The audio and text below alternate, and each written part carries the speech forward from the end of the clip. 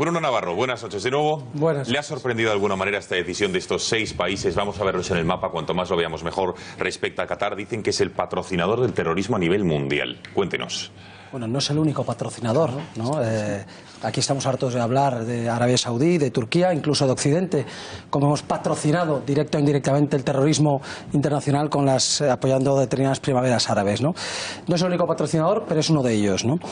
Y no me sorprende porque Qatar y Arabia Saudí no se llevan bien desde los años 60, con tiras y aflojas. Aumentó en 2011, a raíz de las primaveras árabes, aumentó su distanciamiento y sobre todo hubo un golpe de efecto no tan grave, pero ha sido el más grave hasta la fecha, en 2014, donde se rompieron relaciones diplomáticas también entre 3 de estos países, ¿no? Emiratos Árabes Unidos, Bahrein y Arabia Saudí con Qatar. Lo que sí sorprende es que sí que es la más grave, ¿no?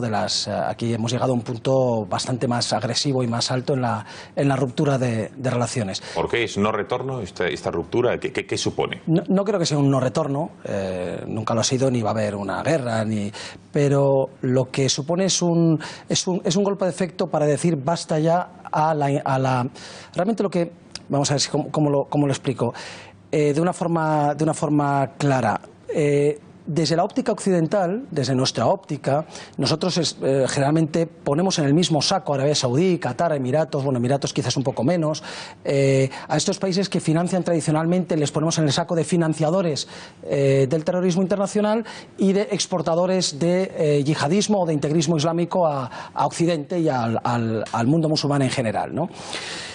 Y esta generalización no es errónea, es correcta, es verdad. Desde una óptica muy general, es cierto, las generaciones no son malas. Lo que pasa es que si rascamos un poco más, vemos, como en cualquier otro conflicto internacional, que es cierto que hacen eso, pero luego entre ellos no se llevan bien. Y no se llevan bien por un motivo principal, que es una de esas palabras o de esos términos que hemos utilizado cuando antes nos han explicado las razones, es la fundamental y son los hermanos musulmanes. Los hermanos musulmanes es el término que separa el abismo, o que provoca el abismo que separa a Arabia Saudí de Qatar, o a esos bandos enfrentados en el Golfo, que no es unívoco. El Golfo, a pesar de ser un mundo suní, un mundo salafista en general y wahabita, enfrentado al poder chií representado por Irán, no es unívoco y tiene una serie de diferencias que ahora mismo son las que se plasman, y donde si nos quedamos en ese primer saco generalista occidental no lo entendemos. Si empezamos a rascar, vemos que a pesar de hacer muchas cosas muy idénticas, tienen unas grandes diferencias, que la principal, repito, es hermanos musulmanes. Entonces vamos a centrarnos. Los hermanos musulmanes. ¿Qué hacen los hermanos musulmanes? Porque sí que es verdad que están en diferentes países, pero ¿cuál es la razón de ser? Y sobre todo, ¿por qué es la gran diferencia entre Qatar y Arabia Saudí? Porque claro, decíamos en la presentación que hasta Arabia Saudí se ha hartado de Qatar, o de que sea una de las grandes patrocinadores del terrorismo. Hasta Arabia Saudí, porque Arabia Saudí no se queda corto tampoco, ¿no? No se queda corto, ni Turquía tampoco, apoyando en la guerra de Siria, por ejemplo, a grupos yihadistas, Al-Qaeda mismo, o de la órbita de Al-Qaeda, por ejemplo, y hasta hace muy poco permitiendo y financiando indirectamente, el caso de Turquía, al Estado Islámico. Luego no se quedan cortos. Arabia Saudí, hermanos musulmanes, que nace en los años 20 en Egipto, ha ido expandiéndose a lo largo del mundo. Es un movimiento que no es salafista y wahabita, que serían términos que a lo que a nosotros respecta podemos equipararlos, ¿de acuerdo? Y lo que fue es expandiéndose gracias a la educación. Arabia Saudí, Qatar eran países muy letrados que necesitaban maestros, necesitaban potenciar sus escuelas. Y los hermanos musulmanes, que eran muy fuertes en eso, vinieron desde Egipto, generalmente huyendo de la persecución que allí sufrían, fueron huyendo y recalaron en Arabia Saudí, en Qatar, para huir. Y llegaron a un acuerdo con el Estado, de tal forma que se ocupaban de las escuelas, se ocupaban de la educación de esos países, y en el caso de Arabia Saudí, con la obligación de no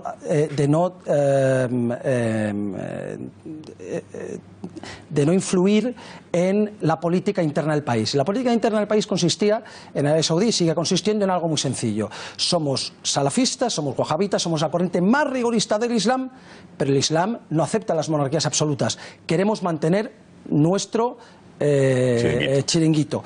Por lo tanto, os permitimos al salafismo progresar y ser la religión preponderante del país, pero no toquéis la monarquía.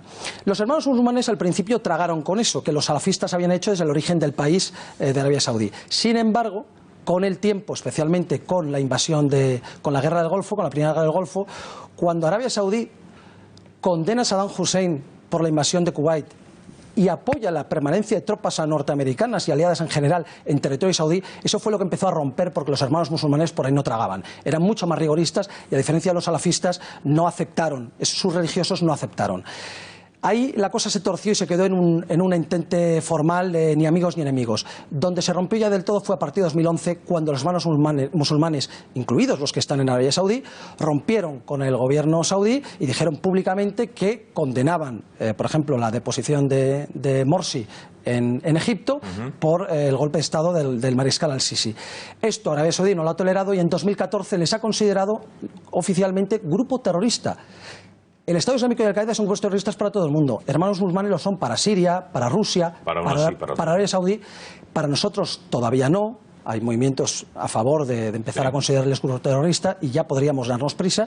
Pero esa es la razón. Mientras que lo que ha ocurrido en Qatar ha sido distinto. La monarquía qatarí se ha entregado a los hermanos musulmanes y los hermanos musulmanes les están respetando a la monarquía absoluta qatarí. Bueno, ¿qué más Qatar? ¿Qué es Qatar? Porque desde luego en las últimas horas hemos leído de todo, que sí es uno de los grandes patrocinadores del terrorismo, que está comprando, digamos, adentrándose en Europa. Hemos visto en Londres, en París, en España también, ya no solo a través de los clubes de fútbol, sino también de entidades bancarias. También, ojo, a través de los medios de comunicación, es gran accionista alguno de los de los representantes de la monarquía qatarí. ¿De dónde sacan tanto poder y qué es lo que hacen con él, con todo ese dinero y ese poder? No difiere mucho del resto de los países del Golfo, es petróleo y gas. Petróleo y gas. La gran diferencia es en la población que tiene Qatar. Qatar no llega a 2 millones de habitantes.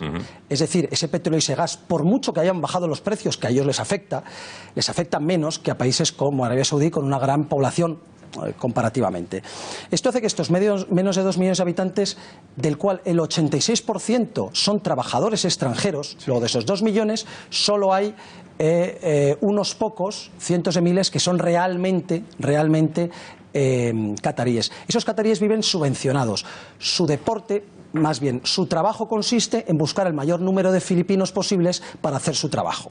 En eso consiste básicamente la vida de un catarí.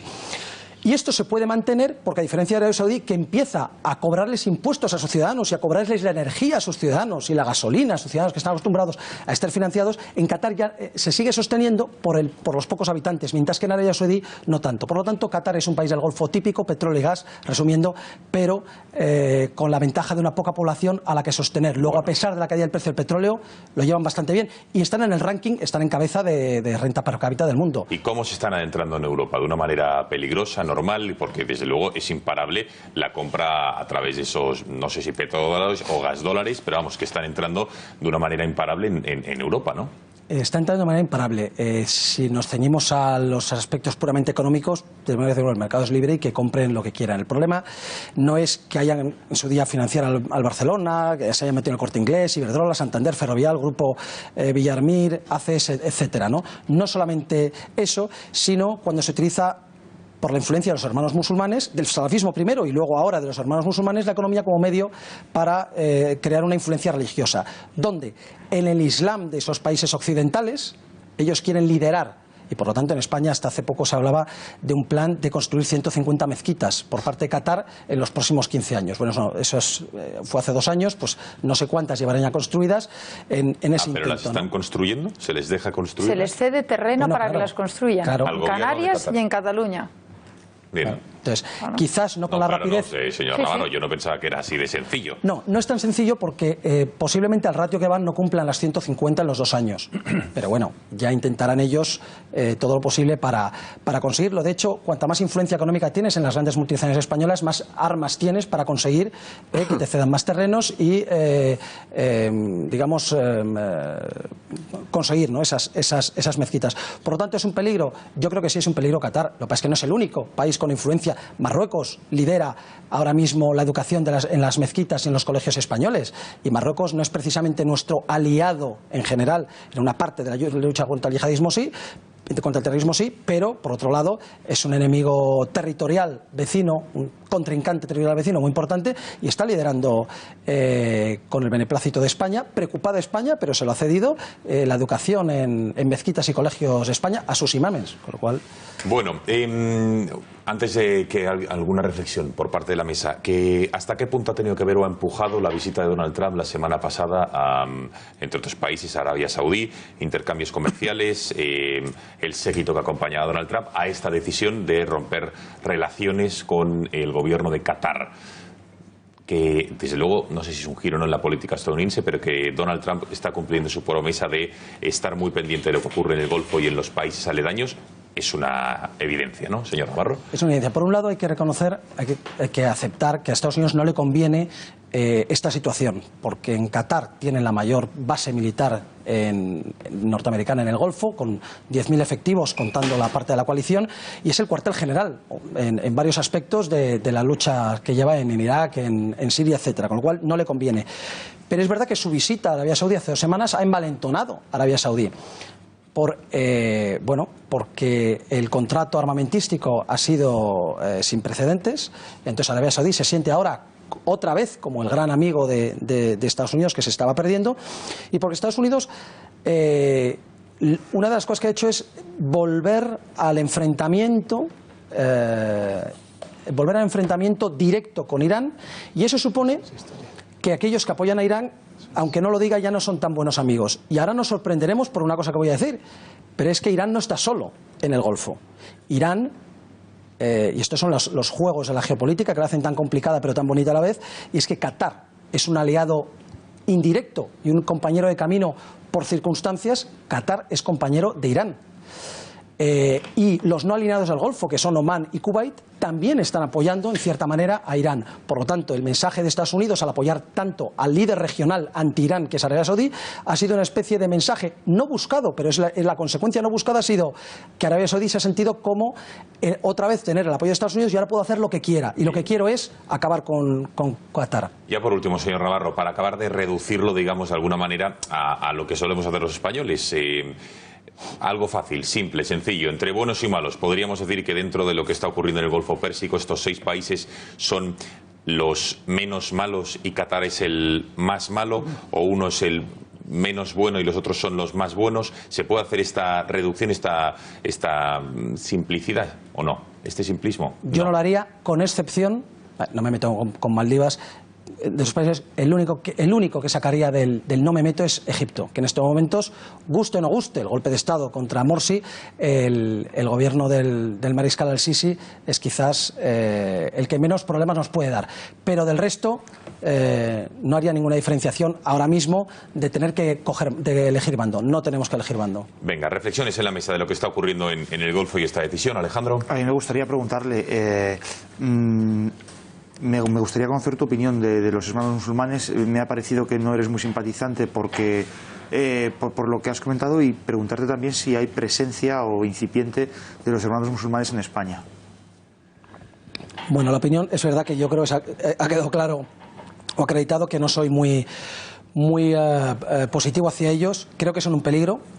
Creo que las cosas tardan en reconocerse, y que los hermanos musulmanes se han quitado la careta. También es una organización mucho más moderna, es de los años 20, finales de los años 20, y creo que tarde o temprano se quitará la careta. Cada vez son más países que lo prohíben. En Estados Unidos hay un movimiento muy amplio que está buscando, con los apoyos en el Congreso necesarios, que se considere organización terrorista, ¿no?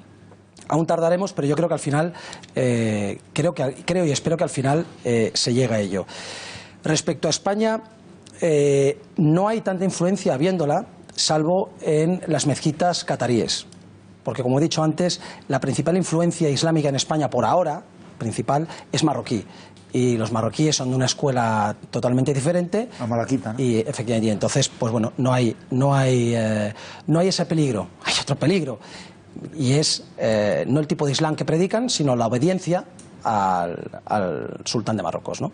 Entonces ese sería el peligro, pero no hay una presencia masiva y muy peligrosa actualmente, pero lo puede haber si consiguen su su objetivo de ampliar exponencialmente las mezquitas, que es a través de eso donde intentan tomar control de las comunidades musulmanas en la zona, porque lo que no traen son cataríes, en el sentido de no aumentar población musulmana. Esas mezquitas son para atender las necesidades religiosas de los musulmanes que habitan en España. Venga, Miguel Ángel, Román, pedían también la palabra. Sí, yo te quería hacer una pregunta sobre la estabilidad en la zona. Tú, como he entendido, piensas que mejora, empeora, y también sobre las relaciones de Irán, porque ha sido también muy comentado el problema de las declaraciones, que luego se dijo que era una filtración que no era deseada por parte del gobierno de Qatar y que han sido utilizadas, según el propio gobierno de Qatar, por los otros países precisamente para abrir una inestabilidad en la zona. Sí, bueno, ante todo hay que decir que hay testigos de ese discurso que dicen que es que no hubo tal discurso, que decir, todavía hay que ver si aquellas declaraciones son ciertas o no, ¿no? Aún está en un momento oscuro, es muy reciente y yo no me mojaría a asegurar que esas declaraciones son ciertas, ¿no? Y luego, si lo son, hay que verlas en su contexto y no sacadas de contexto. Eso en cuanto a las declaraciones, ¿no? En cuanto a la situación regional, que era la primera pregunta, creo que está mal, está peor que nunca, porque a la situación que ya conocíamos, con la guerra de Siria, la guerra de Irak, con la crisis creciente en el Líbano, etcétera, con la guerra en Yemen, que no se termina de acabar, ni mucho menos, etcétera, tenemos ahora no una guerra, pero una brecha abierta más que nunca en la historia del Golfo entre las dos facciones principales, podemos decir, Qatar y no alineados, contra los antiiraníes. Y esto no puede ser bueno, porque esto puede saltar por cualquier lado. Y en cuanto a las relaciones con Irán, no sé, querías... No sé si podría haber sido el germen, como precisamente quiere decir el gobierno catarí. El germen, yo creo que más bien son los hermanos musulmanes, más que la situación con Irán.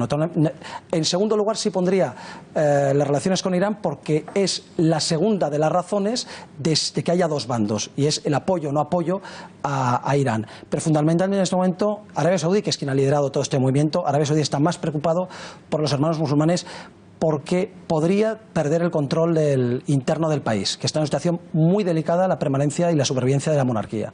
Román. Sí, lo que pasa es que yo juego en la segunda derivada. Yo creo que el problema es Irán. Que Irán recupera en toda la región un protagonismo enorme gracias a Barack Obama, que ha ido sembrando el mundo de líos.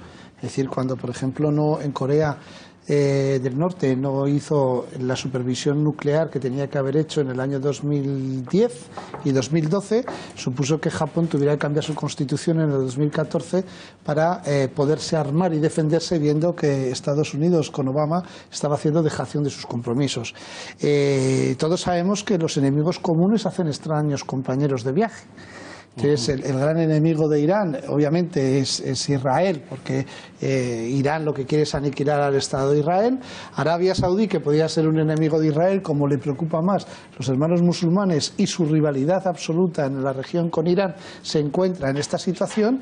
Y Estados Unidos, con ese contrato de armas de 380.000 millones de dólares, lo que ha hecho es darle un abrazo a Arabia Saudí, que se siente importante y que establece una guerra fría, en este caso comercial, sobre todo por las economías alternativas al petróleo que se están desarrollando en la zona, después de que haya tantas decisiones geoestratégicas sobre los combustibles fósiles, que como obviamente no te vas a ir directamente con Irán, que podría ser un lío de consecuencias inimaginables, pues lo que haces es hacer un gesto sobre Qatar, ¿no? Y ahora nos encontramos que en un lado van a estar los de Irán y sus alineados, y en el otro lado vamos a encontrarnos con Arabia Saudí, que se siente respaldada por Estados Unidos, Israel contra Irán como siempre, y dos bloques originalísimos y extrañísimos en una región que es un polvorín. Pero eso es lo que está pasando. Y en todas haciendo gestos de dureza para que el señor de Corea y China, que están en una zona al otro lado del mundo, vean que Estados Unidos... De Corea del Norte. Corea del Norte, obviamente. Corea del Sur, sí, bueno, no. Bueno, Corea del Sur no dura 10 minutos porque es que está a 28 kilómetros la capital del paralelo limpio, del espacio reservado. Tienen que saber, esa bomba madre que se echó sobre las raíces del IS es un mensaje no para los del IS, es un mensaje para el coreano, diciéndole: ojo, que si hay que actuar, se actúa, que tonterías en donde va a desarrollarse la economía del futuro de los próximos años, que es las cuencas del Pacífico, no se van a consentir tonterías ni una. Pero efectivamente yo creo que la situación que tenemos geopolítica es una vez más consecuencia del buenismo, ¿no? El buenismo de Obama, que pensó que firmando un pacto controlando las visitas a las centrifugadoras de uranio se iba a controlar el tema del nuclear, de enriquecimiento de uranio en Irán, el buenista. Y por otra parte el buenismo también de muchos políticos que celebraron las primaveras árabes. Hay que recordar a políticos españoles como Echenique o algunos de Ciudadanos que daban palmadas sin entender que el concepto que tenemos aquí de democracia no es exportable de momento a muchos países, y derrocaron a algunos que eran unos dictadores. Efectivamente Gaddafi era un dictador, pero dieron entrada a otros como son los hermanos musulmanes, que no solo imponen una visión rigorista del Islam, sino que imponen todo un sistema jurídico, modifican la Constitución, eliminan cualquier posibilidad de que haya otra religión en ese país, eliminan cualquier posibilidad de que se construyan, por ejemplo, iglesias en algunos países donde había, y hacen todo un sistema de opresión y de falta de libertad, que eso es lo que han hecho los hermanos musulmanes donde han llegado. Entonces hemos visto que por buenismo algunos, yo no, desde luego, dimos la bienvenida a las primaveras árabes pensando que íbamos a exportar nuestra democracia y que acabamos con unos dictadores que no eran los buenos, pero es que luego vinieron otros peores. Y entonces hay que entender que la visión que tenemos nosotros de la política y lo que entendemos por democracia aquí, por desgracia, no es exportable a todos sitios, ni todos sitios tienen la madurez suficiente como para acoger este cambio tan radical, como hemos visto en muchos países. En Túnez lo hemos visto, Irán, en Egipto. Lo primero que hacen es cambiar la Constitución y de ahí no hay marcha atrás, ¿no? Entonces eso no falla con los hermanos musulmanes, y efectivamente los políticos buenistas como Obama pues nos han llevado a una situación pues como la que estábamos con Irán, ¿no? Que pensábamos que estaba controlado y era el descontrol absoluto. Y por cierto, exportable a sitios como Venezuela, porque tenemos que recordar que lo que están pasando nuestros hermanos venezolanos, y lo que están pasando, por cierto, también los cubanos, está promocionado por los iraníes, porque el que está ahora mismo, uno de los que están soportando y dando soporte al régimen del dictador que es Maduro, son los iraníes. Su vicepresidente es un iraní acusado de narcotráfico y metió en la lista de los mayores narcotraficantes, por cierto, por Trump, que es el único que se ha atrevido a hacerlo, ¿no? Entonces son desestabilizadores. Benjamín, yo quería preguntarle al señor Navarro, ¿no? Bueno, ¿qué consecuencias puede tener para nosotros este pequeño terremoto interno que se vive entre estos países? O sea, el distanciamiento, la ruptura de relaciones de Arabia Saudí con Qatar, ¿puede tener algún tipo de impacto aquí y sobre todo puede tener algún tipo de impacto en el terrorismo yihadista, o sea, en la expansión o no del terrorismo yihadista, por aquello del divide y vencerás? No sé si ahí puede haber algún tipo de consecuencia, de relación. Bueno, el problema es que cuando el terrorismo yihadista se divide, es peor. Es peor para nosotros. Es decir, cada vez que ha habido una escisión, y sigue habiendo permanentemente escisiones y escisiones que se juntan con otros para formar otros grupos, etcétera, cada vez que hay una escisión no es algo necesariamente bueno, no les hace más débiles, les hace más fuertes, les hace acaparar, llegar a más sitios, ¿no? Con lo cual, pero bueno, dicho esto, las consecuencias pueden ser varias. Hay una consecuencia que, si esto dura en el tiempo, va a ser económica hacia Qatar, como madre de los fondos de inversión soberanos que luego influyen en nuestro país como en otros países. Podría suponer que esas empresas, esos holdings, no aguanten y tengan que empezar a retirar sus inversiones de España, de lo cual, desde el punto de vista ideológico, político, religioso, yo me alegraría. Las consecuencias económicas serían otra cosa, ¿no?, que habría que valorar. Repito, son dos campos distintos que a lo mejor en uno nos viene bien precisamente para eliminar la incipiente influencia catarí en España, pero a lo mejor en la parte económica nos perjudicaría. Habrá que buscar otros inversores un poquito más neutrales en ese aspecto. Y luego, en cuanto a, afortunadamente, ahí sí que hay una diferencia entre Arabia Saudí y Qatar. Nosotros tenemos a la inversa muchísimos intereses en Arabia Saudí. Tenemos, como sabemos, el metro en Riad, el AVE entre la Meca y Medina y muchos otros proyectos. En Qatar ese mini mini Estado no tenemos prácticamente nada, con lo cual no van a sufrir o no van a sufrir sensiblemente nuestras empresas allí. Si vuelas con ellos te dan avíos. ¿Perdón? Si vuelas con ellos, que están en One World, te dan avíos como Iberia, Mira. American Airlines y... Bruno Navarro, que muchísimas gracias por haber estado esta noche en el catálogo y haber dado un poco de luz a lo que está ocurriendo en esa zona tan importante en el mundo. Gracias y buenas noches. Buenas noches.